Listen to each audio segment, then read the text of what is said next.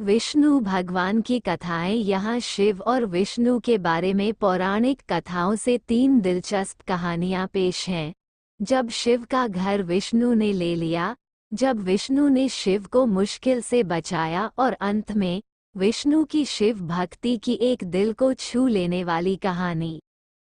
क्या आप बद्रीनाथ की कहानी जानते हैं? यह वो जगह है जहाँ शिव और पार्वती रहते थे। यह उनका घर था। एक दिन नारायण यानी विष्णु के पास नारद गए और बोले, आप मानवता के लिए एक खराब मिसाल हैं। आप हर समय शेषनाग के ऊपर लेटे रहते हैं। आपकी पत्नी लक्ष्मी हमेशा आपकी सेवा में लगी रहती हैं और आपको लाड करती रहती हैं। इस ग्रह के अन्य प्राणियों के लिए आप अच्छी मिसाल नहीं बन पा रहे हैं। आपको सृष्टि के सभी जीवों के लिए कुछ अर्थपूर्ण कार्य करना चाहिए। इस आलोचना से बचने और साथ ही अपने उत्थान के लिए भगवान को भी ऐसा करना पड़ता है। विष्णु तप और साधना करने के लिए सही स्थान की तलाश में नीचे हिमालय तक आए। वहां उन्हें मिला बद्रीनाथ, एक अच्छा सा छोटा सा घर, जहां सब कुछ वैसा ही था जैसा उन्होंने सोचा था। साधना के लिए सबसे आदर्श जगह लगी उन्हें ये। वो उस घर के अंदर गए। घुसते ही उन्हें पता चल गया कि यह तो शिव का निवास है और वह तो बड़े खतरनाक व्यक्ति हैं। अगर उन्हें गुस्सा आ गया तो वह आपका ही नहीं, खुद का भी गला काट सकते हैं। ऐसे में नारायण ने खुद को एक छोटे से बच्चे के रूप में बदल लिया और घर के सामने बैठ गए। उस वक्त शिव और पार्वती बाहर कहीं टहलने गए थे। जब वे घर वापस लौटे तो उन्होंने देखा कि एक छोटा सा बच्चा जोर जोर से रो रहा है। पार्वती को दया आ गई। उन्होंने बच्चे को उठाने की कोशिश की। शिव ने पार्वती को रोकते हुए कहा, इस बच्चे को मत छूना। पार्वती ने कहा, कितने क्रूर हैं आप, कैसी नासमझी की बात कर रहे हैं। मैं तो इस बच्चे को उठाने जा रही हूँ। देखिए तो कैसे रो रहा है। शिव बोले, जो तुम देख रही हो उस पर भरोसा मत करो। मैं कह रहा हूँ न, इस बच्चे को मत उठाओ। बच्चे के लिए पार्वती की स्त्री शुद्ध मनोभावना ने उन्हें शिव की बातों को नहीं मानने दिया। उन्होंने कहा, आप कुछ भी कहें, मुझे कोई फर्क नहीं पड़ता। मेरे अंदर की माँ बच्चे को इस तरह रोते नहीं देख सकती। मैं तो इस बच्चे को जरूर उठाऊंगी। और यह कहकर उन्होंने बच्चे को उठाकर अपनी गोद में ले लिया। बच्चा पार्वती की गोद में आराम से था और शिव की तरफ बहुत ही खुश होकर देख रहा था। शिव इसका नतीजा जानते थे, लेकिन करें तो क्या करें। इसलिए उन्होंने कहा, ठीक है, चलो देखते हैं क्या होता है। पार्वती ने बच्चे को खिला पिलाकर चुप किया और वहीं घर पर छोकर खुद शिव के साथ गर्म पानी से स्नान के लिए बाहर चली गईं। वहां पर गर्म पानी के कुंड हैं, उसी कुंड पर स्नान के लिए शिव पार्वती चले गए। लौटकर आए तो देखा कि घर अंदर से बंद था। शिव तो जानते ही थे कि अब खेल शुरू हो गया है।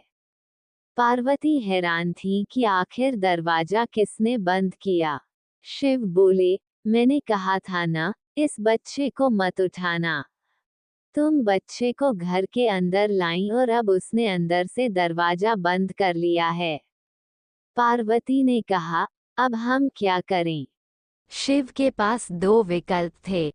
एक, जो भी उनके सामने है उसे जलाकर भस्म कर दे, और दूसरा, वे वहां से चले जाएं और कोई और रास्ता ढूंढ लें। उन्होंने कहा, चलो कहीं और चलते हैं, क्योंकि यह तो तुम्हारा प्यारा बच्चा है, इसलिए मैं इसे छू भी नहीं सकता। मैं अब कुछ नहीं कर सकता, चलो कहीं और चलते हैं। इस तरह शिव और पार्वती को अवैध तरीके से वहां से निष्कासित कर दिया गया। वे दूसरी जगह तलाश करने के लिए पैदल ही निकल पड़े। दरअसल बद्रीनाथ और केदारनाथ के बीच, एक चोटी से दूसरी चोटी के बीच सिर्फ 10 किलोमीटर की दूरी है। आखिर में वह केदार में बस गए और इस तरह शिव ने अपना खुद का घर खो दिया। आप पूछ सकते हैं कि क्या वह इस बात को जानते थे? आप कई बातों को जानते हैं, लेकिन फिर भी आप उन बातों को अनदेखा कर उन्हें होने देते हैं। जब विष्णु ने शिव को मुश्किल से बाहर निकाला, यौगिक कथाओं में ऐसी कई कहानियां हैं जिनमें बताया गया कि शिव की करुणा कोई भेदभाव नहीं करती और वे किसी की इच्छा पर बच्चों की तरह भोलापन दिखाते हैं। एक बार गजेंद्र नामक एक असुर था। गजेंद्र ने बहुत तप किया और शिव से यह वरदान पाया कि वह जब भी उन्हें पुकारेगा, शिव को आना होगा।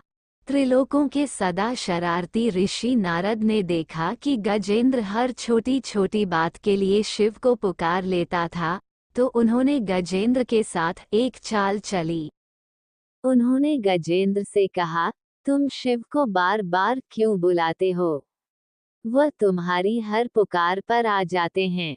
क्यों नहीं तुम उनसे कहते कि वह तुम्हारे अंदर आ जाएं और वहीं रहें, जिससे वह हमेशा तुम्हारे अंदर होंगे। गजेंद्र को ये बात अच्छी लगी और फिर उसने शिव की पूजा की। जब शिव उसके सामने प्रकट हुए, तो वह बोला, आपको मेरे अंदर रहना होगा।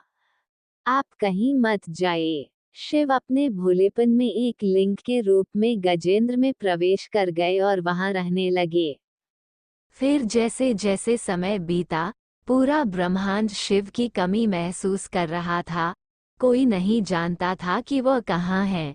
सभी देव और गण शिव को खोजने लगे।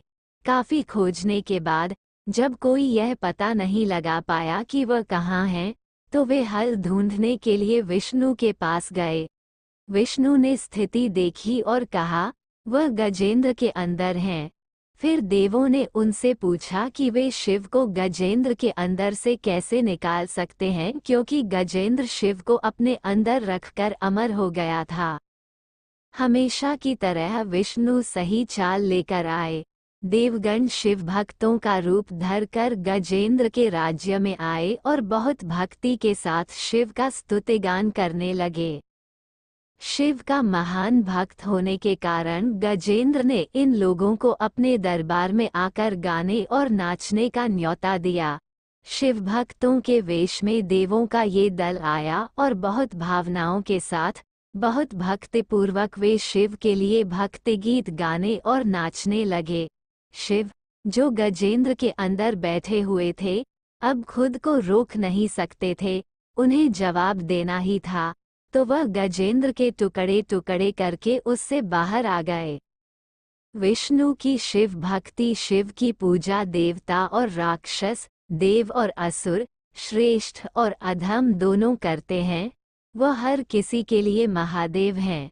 विष्णु भी उनकी पूजा करते थे।